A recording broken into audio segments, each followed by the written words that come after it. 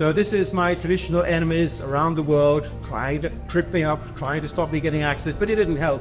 Somebody, it turned out, had been fibbing off the archives, trying to stop me getting access, so they'd said, watch out, Irving's stealing your material. And she added, the secretary added, the information came from Munich. I went to Moscow and I found in the Soviet secret state archives on 1800 glass plates the private diaries microfilmed of Dr. Joseph Goebbels, the Nazi propaganda minister. And I can't go into details as to who gave the tip-off, because again it would breach confidentiality. There are certain German historians who are friendly to me, tipped me the week that the material was there and that it was just waiting to be listed by someone.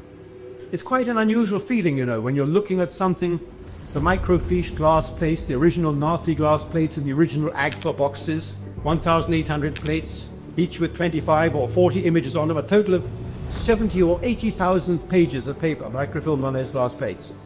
And you know, you're the first person to read them, since Goebbels in 1945 ordered the stuff to be put on glass in case of damage to the originals. I don't know what happened to the originals. No one knows now where the originals of these notebooks are on these pages of typescript.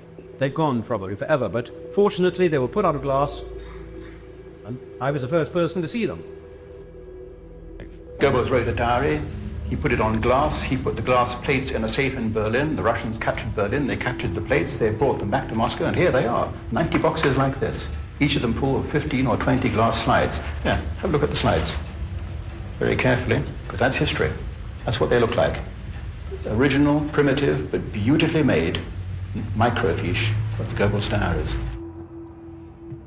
If you're a historian, over the last 49 years, you've realized that the Goebbels diaries probably contain all the dirt, all the lowdown on the Third Reich, and yet all the vital parts of the Third Reich history, the things that we're really curious about, like the Night of the Long Knives, when Hitler ditched Ernst Röhm and the SA brown shirt leaders, or the Night of Broken Glass, the Kristallnacht of November 1938, or the Reichstag fire mystery. All these really crucial episodes, these seminal episodes of the Third Reich history, the rise and fall of the Nazi Party, those were precisely the periods that were missing from the published Goebbels diaries, the diaries which have been in the public domain for the last 40 years or so.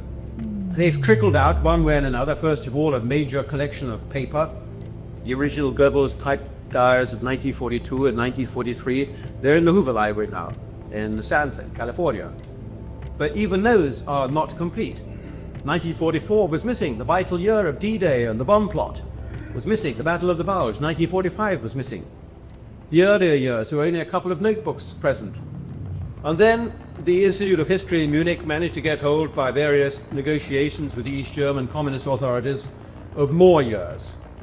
But even they were missing the vital passages. One began to suspect that somebody knew that they were sitting on the trove, the real treasure.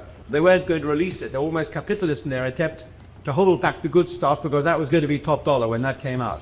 So I went to Moscow and I got this material, to the immense, unbounded rage of all the rival historians around the world who couldn't believe that I, the incorrigible fascist scum historian, had got the stuff that they had been looking for 50 years.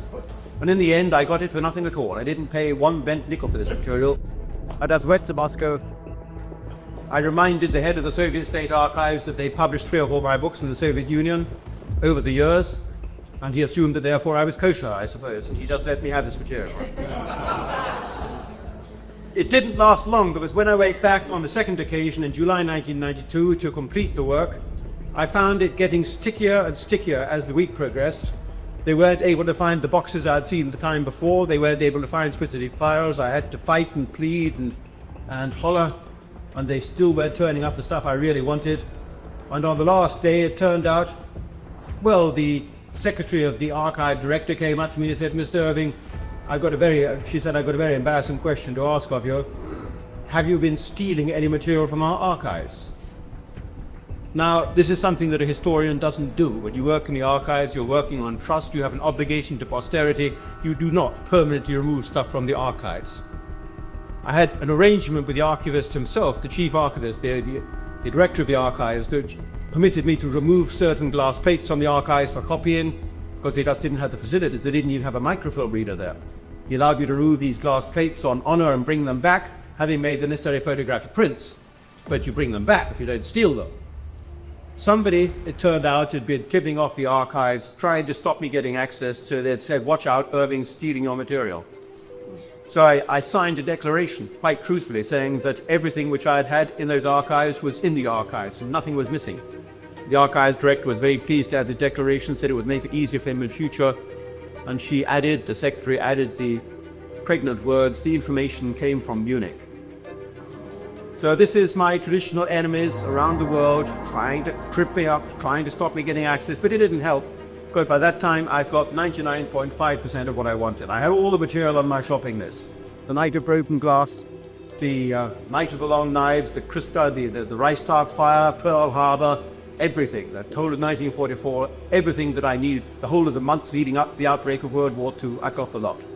It was difficult because the Russians, as I said, don't have a microfilm reader. They didn't have a microfiche reader, but suspecting in advance I might need that, because having been to Moscow in the 1970s, when at that time you had to take the obligatory roll of toilet paper and the bath plug with you from the West, because you knew you wouldn't find it in the hotel required that. On this occasion, I'd fought for it all in my own mind. What do I need to take with me? You're going to take on the second trip, I took a microfilm reader with me. So I took a screwdriver and screws and insulating tape and everything you thought you might need, because you knew you weren't going to get it on the spot. And on this first trip, I thought, suppose, it's incredible banging in archives, but just suppose they don't have a microfilm reader. You better take something with you.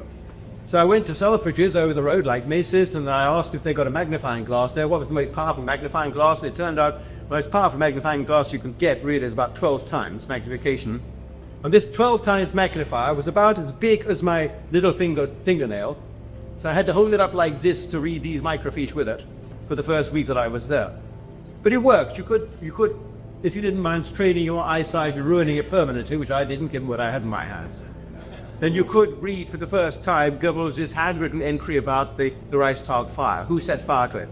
And there it is. He's describing how he's in his home with Hitler that evening at 9 o'clock and the phone rings, and it's the prankster, Fuzzy Hanfstengel, telephoning, saying the Reichstag's on fire. And Goebbels thinks he's been had twice by Hanfstengel already that week, and he thinks it's another prank. So he just puts the phone down. And Hanfstengel phones again and says, you better listen to what I'm saying, the Reichstag's on fire. And Goebbels thinks, well, this may be serious after all, so they make a phone call to the local police station on the Brandenburg Gate, who confirms that the Reichstag is on fire, whereupon Hitler and he jump into a car and drive straight down the road at high speed to the Reichstag, where they find that their worst fears are confirmed. This is in the handwritten diary. It's obviously genuine, the whole story, and it confirms roughly what we know from other sources. And I'm the first person to read it.